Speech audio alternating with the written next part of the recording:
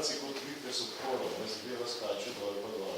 Mislim, seveda, prvič, to je zlasti pomembno, zelo odvisno od tega, koliko smo mi sposobni v svojih drugih delovnih zadolžitvah obiskovati naše partnerje v bolnišnicah in izvajati izobraževanje. V zadnjem času so ta izobraževanja na žalost zamrli, zaradi tega, ker pravzaprav vidimo tudi po številu konzultacij, nekako tam v prvih mesecih je to kar konstantno raslo, zdaj pa vidite po novem letu, zlasti pa potem po februarju, zdaj aprila, v končni fazi, pa nas že pravzaprav 3 mesece ni bilo nobeni partnerski bolnišnic, pa to upada in bo vedno še opadane. Ob tem, da so nam pač zdaj v bistvu nemogoče, da bi v partnerskih bolnišnicah zaradi organizacije dela na sami nevrološki kliniki, da bi v partnerskih bolnišnicah upravljali neke potrebne konzultacije izobraževanja. To pa mora biti zaradi tega, ker seveda vemo, da tudi izkušnje iz tujine učijo, da brez tega ne gre. Ves čas se treba spodbujati partnerji, ves čas se treba izobraževati in dajati navodila, tega se nas v zadnje oni tudi želijo, če pa tega ni pa stvari seveda zamerne. To ni dobro, niti za nas, še toliko manj pa za bolnike, sam tega pač nekateri že ne vidim. Tako da po bolnišnicah, kot vidite, nas različno veliko uporabljajo, ogromno seveda iz Brežic, ki so zelo entuzijastično pristopile k projektu, zdaj so manj involvirane. Celje tudi presenetljivo veliko nas uporabljajo, zlasti zaradi tega, ker oni seveda imajo dobre nevrologe, ampak problem je v tem, ker ne morejo pa poskrbeti za te bolnike, ki imajo pa recimo potrebo po znotraj živnem posebej, ali imajo neko veliko krvavitev, ki je potrebno na kirurški način reševati, tako da nas oni za te stvari porabijo. Pa tudi naša nevrološka urgenca, na vse zadnje nevrološki kliniki, zlasti izven rednega delovnega časa, nas tudi pravzaprav uporablja, zlasti njihovi specializanti. Tako da pravzaprav vidite, da stvari so zastavljene, tečejo naprej, je pa res, da pa čas pa ta trenutek ni naklonjen, pa upam, da se to storili. Skratka, za neko pametno organizacijo ali pa reorganizacijo dela, da se bo dalo upravljati tako konzultacijo, kot tudi izobraževati naših partnerjev. Zdaj bi pa še dr. Miloševiča prosila, da razloži to najmodernejšo metodo, ko smo mi začeli, to boste sam povedal, kako pa kaj, začel je predvsem on za svojim timom. To metodo imenujemo, prepiše mehanska revaskularizacija možganskih arterij. Na eni strani zdravljene z zdravili je kot kemično, to pa za mehansko, zato smo jih to tako poimenovali. Je pa v bistvu odstranjevanje akutne zapore možganske arterije oziroma strpka z pomočjo raznih inštrumentov. Torej, mi pridemo v možganske arterije do strpka in potem ta strdek odstranimo. Imamo 2 vrste inštrumentov, zato so na eni strani mrežice, pri kateri se ta strdek ujame. Druga vrsta inštrumentov so pa aspiracijski, to pomeni, da z močno pumpo, z cevko izsesamo strdek. Da smo mi začeli to leta 2006, nekje 2006, ko še seveda ta metoda ni bila priznana v okviru študije, raziskave. Nekje v istem času, kot je to začel delati profesor Šrot v Bernu in pa v Münchnu profesor Majer, tako da sem prav, mislim, ponosen in izredno vesel, da zdaj to končno po skoraj 10 letih je pa je to dokazano, da je to ta princip, ki smo mislili, je nekako tudi logičen. Če odstranimo strdek, da se nekako mora to izboljšati stanje pacienta, bolj efektivno. Tako da mi smo tudi zdaj že tako organizirani, imamo redno službo pripravljenosti, kjer smo praktično dežurni oziroma čakamo na te paciente 24 ur, 7 dni na teden, vsak čas, tudi med počitnicami. Tudi, naprimer, danes tam do 5 zjutraj sem delal en poseg, odstranjevanje strpka, pacienta je prišla z Murske Sobote, celo mislim, da je dokaj hitro prišla. Uspel je po 3,5 ure. Ja. Tako da mogoče zdaj še enkrat. Zaenkrat je bila še zjutraj sedirana, so je bila še na aparatu. Ne, kar po cesti. Kar po cesti. Po noči je bilo Po prej. noči je bilo. Prej. Tu? Zdaj, mi smo že kar dobro pripravljeni, ker smo to izvajali že prej. Edino, kot je dr. Zupan rekel, te pacijente je treba čim prej nekako spraviti iz cele Slovenije, oziroma en del že dela v Maribor, k nam, da to lahko čim prej ta segment. Računamo, da bi bila v odloče 2 taka centra in da bi Mariborski UKC pokrival Mursko Soboto, Ptuj pa mogoče se del Slovenjgraca, mi pa vse ostale. Tako da ne, sem še mislila, da boš pokazal, kako se vse živa za to prej. Ja, to je zdaj digitalna superterografija, to je ta preiskava, kjer iniciramo kontrast, to je iniciranje kontrastnega srca in se samo arterije za te prikaže. To je tudi ena senca, in tle vidimo to okutno zaporo, srednja možganska arterija, torej praktično celo levo hemisfero velikih možganov je prehranjevala, ta tle zdaj okruzen, tle bi zdaj bil obsežen infarkt. Mi smo tle to so v bistvu naše mrežice, bi rekli, mi pravimo stent trigger, to je angliški izraz, ker mi nimamo še slovenskega, katerega se ujame ta strdek. To je prvi princip. Ujame in ga potegnemo po zven, s tem, da spet postavimo ta pretok. Tudi tehnika se je počasi razvijala. Na začetku ni bilo takšnih inštrumentov. So bili neki drugi inštrumenti, ki se uporabljali za druge stvari, pa smo poskušali to izvleči. Ali neke žilna pornica, ali neke zamke, ki so bile že prej. Mi smo tudi na tem področju, mislim, dosti pridonesli k temu, da smo sodelovali pri razvoju teh inštrumentov. To pomeni predvsem aspiracijske tehnologije, ker z aspiracijsko tehnologijo mi pridemo do strdka in aspiriramo ta trom, je manj agresivno, kot pa če gremo skozi strdek, odpremo in potegnemo po žili tole mrežico na ozvenu. In tudi dosti hitreje. Problem je, da pacient mora čim prej priti, pa tudi poseg mora biti čim prej narejen. Če mi delamo poseg 3-4 ure, je to že prepozno. Dejstvo je tudi, da telekapno nam omogoča, da mi dobimo s terena klic, se že ekipa pripravi v tem času.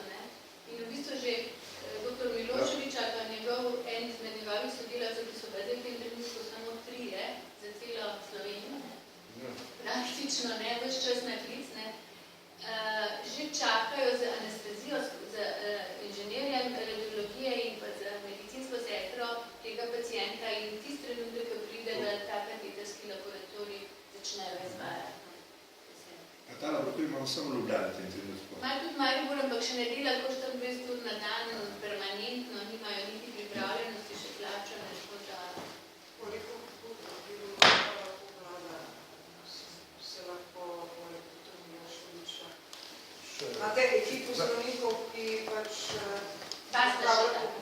Zdaj sta še dva, še mogoče 1-2 bi bilo. V Ljubljanskem centru, zdaj za Maribor pa si več. Po drugi strani je pa tudi za vzdrževanje teh izkušenj. Mislim, da optimalno je številka 4 za naše področje. Seveda, mlajši se zmeraj učijo zraven. Učiti tisti, ki gre v penzijo. Imamo srečo res, da imamo enega najboljših evropskih strokovnjakov. Ker je tudi potrebno izkušnje. Če ti delaš enkrat na mesec, takšen poseg, seveda ne boš na to poskušan. Optimalno število, rekla, 4. Kakšna je pa pogostnost oziroma posegov? Ja, lani smo jih našteli 80. 80 točnih posegov. Do leta 2012 jih je bilo tam okrog 150, Ja, takega, ne. Zdaj, lani smo pa zelo pospešili, ne, ker smo že čutili pa videli, da v bistvu se te študije bližajo konca in da so pozitivni rezultati. Ja. Kako več študij, to študilo z leta v leto. Za telekopjo se bojo povečali, da bomo prej identificirali prave ljudi, to je bistveno, ne. Ja. Teleka diagnosticira na licu mesta, da trombolizo pacientov in če se ugotovi, da je pacient kandidat za to metodo, je v bistvu takoj pripeljano najbližji center, to sta pa ta dva centra, oziroma zaenkrat samo naš. Mariborskega bo treba še spodbuditi, se ste videli praktično, da ima 0,0, ne, on se še zaenkrat sploh ne vključuje. Sem še eno vprašanje, tako mislim, zakaj je bilo potrebno toliko in toliko let, recimo, ne, da se je začelo s to metodo, ker je logična, enostavnejša od operacij in tako naprej. In kje je tu logika? Mislim, zakaj ni prišlo prej, ampak 2006 je šele sledil, oziroma... Ja. To je pač svetovni nihilizem bil. Možganska krak včasih veljala za bolezen, kjer je človek se vlegel v poslo, ostal krom do konca življenja ali pa umrl. V bistvu možganska krak oziroma zdravljenje in pa obravnava same možganske krati se bila približno 20 let za kardiologijo. In jaz sem rekla pred 10 in več leti, kdaj smo mi začeli karotide operati? 2000, ne? 15 let. Ja, takrat sem rekla, ja, to je pa zdaj doba, obdobje, a ne, ko bomo začeli isto odpirati žile, tudi v glavi, tako kot v kardiologiji. No, takrat, ko smo začeli te odpirati, je trajalo še do 2008, a ne, da smo mi začeli odpirati žile v glavi. Pa študije so bile pa šele letos končane, svetovne študije. V bistvu ti ne moš sprejeti ene metode za normalno zdravljenje, če ni podprte študije. Zdaj bo prišlo to smerno. Je pa tam problem, zdaj so bile te študije, zdravljene, mora biti prospektivno, randomizirano raziskava to. To pomeni, da mi, če bi se vključili, mi smo bili povabljeni, ampak jaz se nekako to se izogibal, da bi te paciente, ki vemo, da bi jim lahko pomagali boljše, da jim ne pomagali na ta način, mehanično, ampak bi jim dali zdravilo, samo zaradi tega, da bi mi to študirali. To po drugi strani. Nas je bilo tudi ogromno, tudi centrov, ta rekrutacija pacientov je bila dolgotrajna, ker ogromno centrov se ni nekako predstavilo, da bi to študijo, da bi zaključili te študije. Ker eni pacienti bi dobili samo trombolizo, druge bi pa še katetersko zdravili. Zdaj, ne etično za tiste, ki so dobili samo trombolizo, pa če bi bila indikacija za to metodo. Tromboliza je tista operacija. Ne, tromboliza je tista, ki damo zdravilo, kemični način. To mehanska odstranitev bo to, kar bi še vprašal prej. Ta prva raziskava, minister Klin, nizozemska raziskava, v bistvu, ki so nizozemske objavljene, so na vizijsko revolucijo, da so druge 3 raziskave, ki so pa predčasno prekinjene. To pomeni, da so videli nekaj rezultata raziskave minister Klin, in 3 preiskave, ena je potekla v Avstraliji, druga v Združenih državah, ena pa, ne točno, so jo zdaj predčasno prekinjene. Torej, glede na njihove Zato, ker so tako dobro. Obstoječe, tako da so prekinjeni, ker ni etično, da bi več razpravljali naprej. Če jaz prav razumem, je ta projekt Teleka sistemska rešitev za področje te možganskega kri in urejanje in doprinos vseh teh najnovejših medicinskih tehnologij. Vi ste tam naprej, dr. Zapan, govoril o tem, da jaz sem, če sem prav razumel, da upada ta izobraževalni del, povezovalni del med bolnišnicami. Kje so razlogi? Kje so ovire, da se nam to dogaja? Razlogi so samo na nevrološki kliniki, z reorganizacijo dela, ki je nastopila februarja, zmenjava predstojnice. To so razlogi, ni drugih razlogi. Se pravi, da na realni državi ne koordiniramo na prav način, če bi se sprav zastavili. Koordiniramo za njih na naši kliniki na prav način. To je razlog za to, da so Gre to za državni projekt, ne gre za državni projekt, ali gre to za projekt nevrološke klinike? Načelno je to projekt republiškega pomena. To ni zadeva, ki bi samo na kliniki potekala.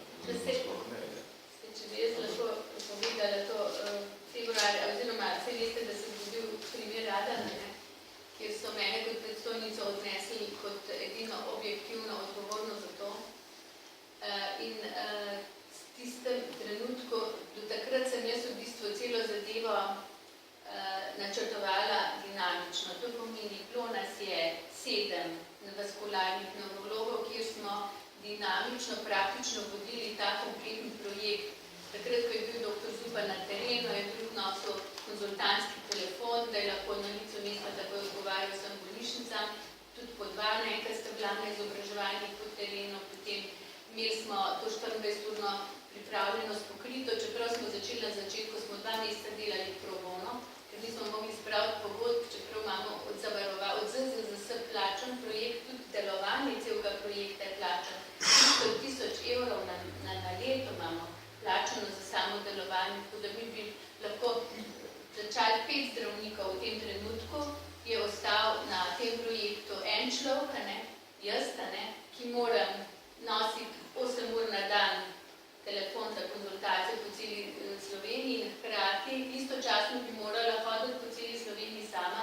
Še več, predlagali so mi celo to, da naj bo popoldanskem času grem na potne stroške izobraževati v slovenskih bolnišnicah, tako da to je zdaj tak absurd. Dr. Zupana so kompletno premaknili na oddelek in sploh ne sme več delati na telekapi. Ostali zdravniki, ki pa delujejo 24 ur na dan, pa tudi v delovnem času ne smejo več prevzeti nobenega telefona, še manj pa izobraževanje. Tako da zdaj v tem trenutku je prišlo do absurda, kjer ste videli, da počasi začne upadati telekapi. Jaz upam, da po celi Sloveniji en zdrav razum prevladal, zlasti pa na Ministrstvu za zdravje in pa na kliničnem centru v Ljubljani, da bodo v bistvu ta projekt spet začeli spodbujati in da bomo začeli z dinamičnim načinom vodenja tega oziroma delovanja v tem projektu in da Slovenci ne bodo prikrajšani za to vrstno zdravljenje. Bistveno je, da pacient dobi čim prej zdravljenje. Veste, kako ti nevroni hitro stranijo, če ti lučko pikneš, odleti, vsako minuto propade 2 milijona nevronov, zato moramo na lico mesta in zdaj takoj začeti zdraviti in če je potrebno pacienta takoj transportirati od mašičima. A to je zdaj vse, to, da zdaj ta mreža stoji oziroma propada, kakorkoli je razlog v tem zamenjavi partnera. Tako, to je pravzaprav glavni vzrok, zato ko novo vodstvo kliničnega oddelka za vaskularno nevrologijo prvič smatrajo, da to njihov projekt, da to ni državni projekt, in so si ga uzurpirali in so rekli, zdaj bomo pa mi razporejali kader na tem projektu. In ker kadra ne dobimo, projekt propada. En sam človek, 12 bolnišnic voditi, je praktično nemogoče. 300.000 evrov dobimo. 300.000 pa na leto, seveda, jaz ne vem, kam ga porabijo, ker enega človeka se res ne stane 300.000. Se vročeno v procesno smo občutek, da je vse prav zastavljeno. Ta najnovejši pristop, ki ga dr. Milošević predstavlja, izobraževalni sistem, ki ga gospod dr. Zupan predstavlja, tvoj sistem v bistvu organizacijskega projekta. Zdaj pa smo občutek, da se vračamo iz državne ravni na lokalno ravno. Da sem to tako razumel. Ja, točno tako. Iz državnega projekta, kjer so da evropska sredstva. Bolnišnični, ljubljanski projekt, da bi širili ga na državno ravno. Hvala za vprašanje. To je tako, da sem prav razumel. In tega nisem zastopil. Optimalno pa bi moral vsak bolnik z možgansko kopijo priti v ta sistem? Optimalno bi moral vsak bolnik. S tem, da imamo, recimo, če gledamo, če je 4300 kapij, je od tega približno 15 do 20% takšnih, kjer so krvavitve možganske in tistega ne moreš seveda na tak način zdraviti. Ga pa zdravimo na drug način, recimo anevrizme možganske tudi kompletno krv vozijo in jih naša ekipa zapira te anevrizme s pomočjo katetra. Mi danes praktično le redko kakšnega pacienta še operiramo zaradi anevrizme. Vse anevrizme povej, kako deluje to. Tudi na podoben princip, tudi z inštrumente gledamo v vzroke možganske anevrizme, peljamo mikrokateter, majhnega milimetra na debelo. To je v bistvu, da se skozi dimle uvede kateter. Cevka. In skozi to uvedemo spirale, ki zapirajo to, znotraj žile.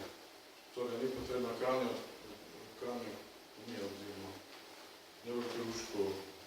zapiranja. Tako da to je manj invazivno metodo. Tudi dokazano po raziskavi ima manj komplikacij, pa bolj učinkovito. Tako da v zadnjem času imam 90% zapiramo na ta način. No, dejstvo je, da mi moramo imeti čim več pacientov v pravem času. Takrat jih lahko začnemo kemično, se pravi zdravilo, potem pa še identificiramo čim večje število, kateri bodo mehanski način radi. Se pravi, dva načina. Prvi zdravilo, ko ta ni uspešen, ali pa ko vidimo, da ne bo uspešen, da zdravimo mehansko.